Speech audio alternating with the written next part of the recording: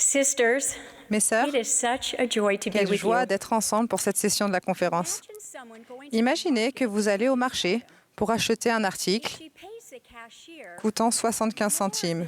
Si vous donnez au commerçant plus d'argent que ne vaut l'article, celui-ci doit vous rendre la monnaie. Le roi Benjamin a enseigné à son peuple de l'Amérique ancienne les bénédictions extraordinaires que nous recevons de notre Sauveur Jésus-Christ. Il a créé les cieux et la terre et toute la beauté dont nous profitons. Par son expiation motivée par l'amour, il nous offre le moyen de nous repentir et de changer. Lorsque nous lui montrons notre reconnaissance en obéissant diligemment à ses commandements, il nous bénit immédiatement, ce qui fait que nous avons toujours une dette envers lui. Il nous donne beaucoup, beaucoup plus que ce que nous ne pourrons jamais lui rendre. Alors, que pouvons-nous lui donner?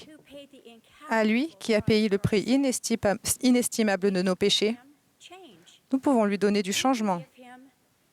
Nous pouvons lui donner notre changement.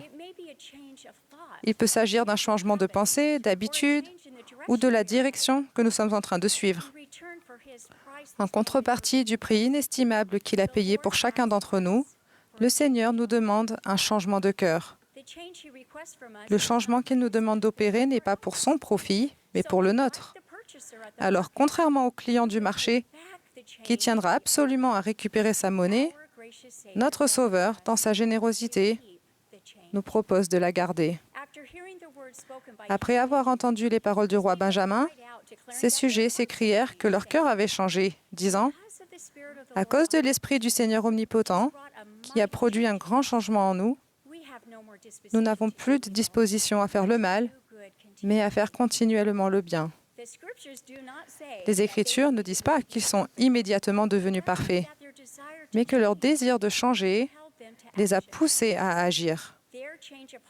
Leur changement de cœur consistait à se dépouiller de l'homme ou de la femme naturelle et à se rendre aux persuasions de l'Esprit en s'efforçant de devenir davantage semblable à Jésus-Christ.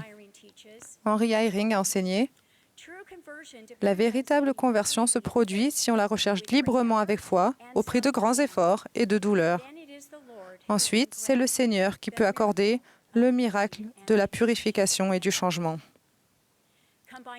En conjuguant nos efforts avec la capacité du Seigneur de nous changer, nous devenons de nouvelles créatures. Quand j'étais plus jeune, je m'imaginais en train d'avancer sur un chemin vertical ascendant vers mon but de la vie éternelle. Chaque fois que je faisais ou disais quelque chose de mal, je me sentais glisser vers le bas et devais alors reprendre mon chemin depuis le début. C'était comme atterrir sur une des cases du jeu des enfants, serpent et échelle, qui vous fait revenir jusqu'au tout début du jeu. C'était décourageant. Mais quand j'ai commencé à comprendre la doctrine du Christ et comment l'appliquer quotidiennement dans ma vie, j'ai repris espoir. Jésus-Christ nous a donné un modèle continu de changement. Il nous exhorte à faire preuve de foi en lui, ce qui nous incite à nous repentir, lesquelles foi et repentir produisent un changement de cœur. Lorsque nous nous repentons et dirigeons notre cœur vers lui, nous acquérons un plus grand désir de contracter des alliances sacrées et de les respecter. Nous persévérons jusqu'à la fin en continuant de mettre ces principes en application tout au long de notre vie et en demandant au Seigneur de nous changer. Persévérer jusqu'à la fin signifie changer jusqu'à la fin. Je comprends maintenant que je n'ai pas à recommencer depuis le début à chaque tentative manquée, mais que chaque effort me permet de poursuivre mon processus de changement. Il y a une phrase inspirée du thème des jeunes filles qui affirme « Je chéris le don du repentir et je cherche à m'améliorer chaque jour. » Je prie pour que nous chérissions effectivement ce beau don et que nous cherchions délibérément à changer. Parfois, les changements que nous devons faire concernent un péché grave. Mais le plus souvent, nous nous efforçons de raffiner notre personnalité de façon à être en harmonie avec les vertus de Jésus-Christ. Nos choix quotidiens nous aideront à progresser ou nous retarderons. Nous nous améliorons par des choix intentionnels, petits mais constants. Ne vous découragez pas. Le changement est un processus qui dure toute la vie. Je suis reconnaissante de la patience du Seigneur face à nos luttes pour changer. Grâce à Jésus-Christ, nous recevons la force d'opérer des changements durables. Si nous nous tournons humblement vers lui, il augmentera notre capacité de changer. En plus du pouvoir transformateur de l'expiation de notre Sauveur, le Saint-Esprit nous soutiendra et nous guidera dans nos efforts. Il peut même nous indiquer les changements que nous avons besoin de faire. Nous pouvons aussi trouver de l'aide et des encouragements grâce aux bénédictions de la prêtrise, à la prière, aux jeûnes et en nous rendant au temple. De même, des membres de notre famille, des dirigeants et des amis en qui nous avons confiance peuvent nous aider dans nos efforts pour changer. Quand j'avais 8 ans, mon frère aîné, Lee, et moi passions du temps avec nos amis à jouer dans les branches d'un arbre de notre quartier. Nous aimions beaucoup être avec nos amis dans l'ombre de cet arbre. Un jour, Lee est tombé de cet arbre et s'est cassé le bras. Avec son bras cassé, il lui était difficile de grimper tout seul à l'arbre.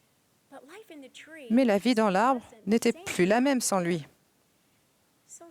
Alors certains d'entre nous l'ont soutenu par derrière, tandis que d'autres tiraient sur son bras valide, et sans trop d'efforts, Lee est revenu dans l'arbre.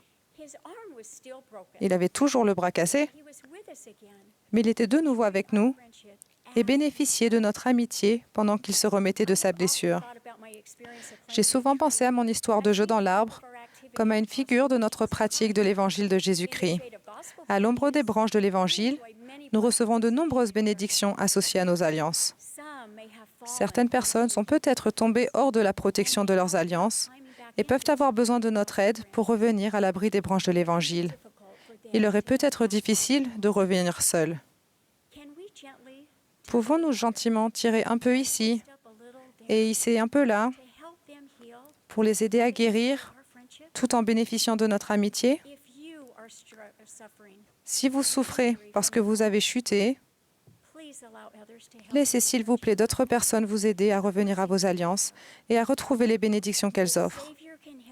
Le Sauveur vous aidera à guérir et à changer grâce aux personnes qui vous aiment et qui vous entourent.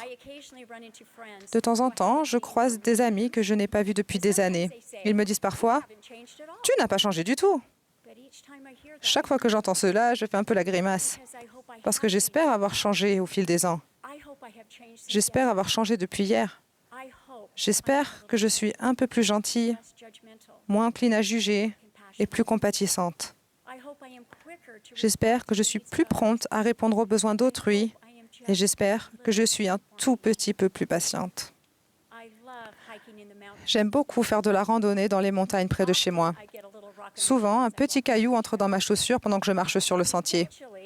Je finis toujours par m'arrêter pour secouer ma chaussure. Mais je suis abasourdie de voir combien de temps j'accepte de marcher en souffrant avant de m'arrêter et de me débarrasser de ce qui me fait mal. Au cours de notre progression sur le chemin des alliances, des cailloux entrent parfois dans nos chaussures sous la forme de mauvaises habitudes, de péchés ou de mauvaises attitudes. Plus vite nous les chassons de notre vie, plus notre voyage dans la condition mortelle sera joyeux. Continuer de changer requiert des efforts. Je ne peux pas m'imaginer m'arrêter le long du chemin pour remettre dans ma chaussure le caillou gênant et douloureux que je viens d'enlever. Je ne le ferai pas plus qu'un beau papillon ne choisirait de retourner dans son cocon. Je témoigne que grâce à Jésus-Christ, nous pouvons changer. Nous pouvons ajuster nos habitudes, modifier nos pensées et raffiner notre personnalité pour devenir plus semblable à lui. Et avec son aide, nous pouvons continuer de changer. Au nom de Jésus-Christ, Amen.